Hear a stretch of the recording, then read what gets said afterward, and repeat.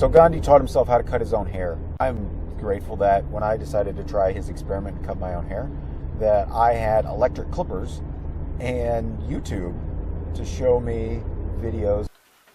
I think Gandhi's situation, he's got a couple of mirrors and a pair of scissors trying to cut and trim the back of his hair. And it can't be an easy thing to teach yourself. Kind of got our stuff laid out here. What we're going to do is we're just going to take a advertising paper and just kind of put this in the sink, and this will help catch some of the hair and stuff so it doesn't make such a big mess. We've got our different sizes of blades laid out here, going from bigger to smaller, from 1 inch all the way down to a 1/16 of an inch. Gandhi was a very frugal guy. When things didn't work out with the local barber, he decided to start cutting his own hair. Overall, I think it worked out pretty good.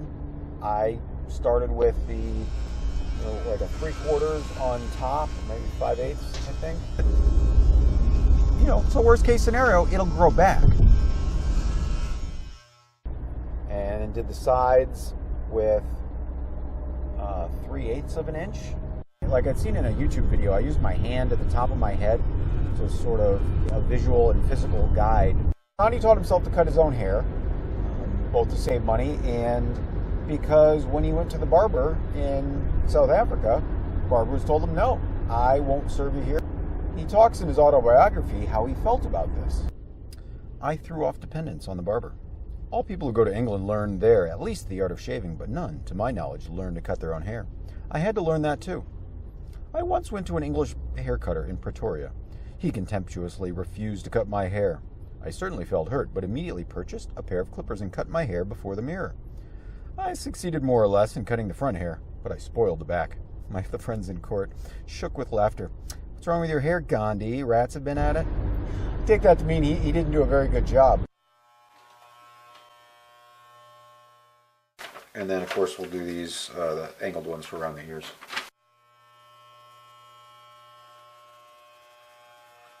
My interest in Gandhi's simpler lifestyle doesn't include using scissors instead of electric clippers. One of the YouTube videos I watched stressed, make sure you go over this a number of times just to make sure you didn't miss any spots. It takes a little practice, so I'm told. It's the first time I ever tried cutting my own hair. And I spent a little bit of time trying to fade between the different levels. What's wrong with your hair, Gandhi? Rats have been at it? No, the white barber would not condescend to touch my black hair, said I. So I preferred to cut it myself, no matter how badly. The reply did not surprise the friends. Gandhi, instead of getting angry and upset and calling for a boycott, Gandhi goes out of his way in his autobiography to offer his opponent's point of view, to explain where they're coming from. The barber was not at fault in having refused to cut my hair. There was every chance at his losing his custom if he should serve black men. We do not allow barbers to serve our untouchable brethren. I got the reward of this in South Africa, not once, but many times, and the conviction that it was the punishment for our own sins saved me from being angry. He says, well, that's the barber's decision. The barber feels he would lose other customers, so that's his choice. Gandhi makes an effort to humanize his opponents instead of demonize them. And I think that's a very refreshing difference from the way things are generally done in 2017. After trying to touch up the back of my neck a little bit, with no guard on the blade, I think I dinged it a little too much, so I decided to try and fade the back of my head. And I think it worked out pretty well, as best as I can tell.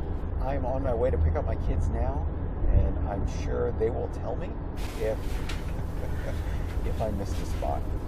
One of Gandhi's other lessons for the 21st century is that maybe it's not necessary to have everything done for you, that there's value, and Gandhi says joy, in doing things for yourself.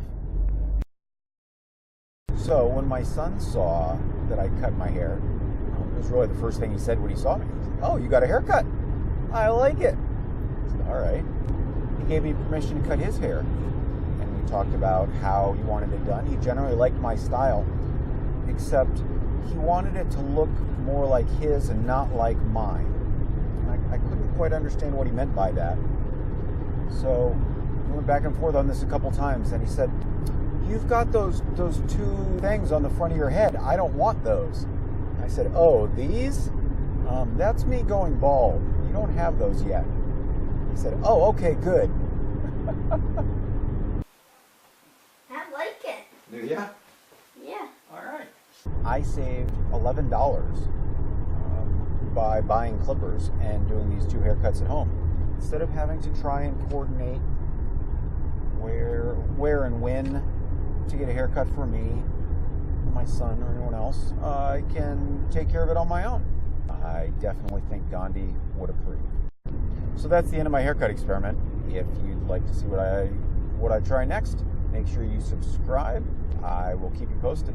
Until next time, #fast for peace, and just keep walking.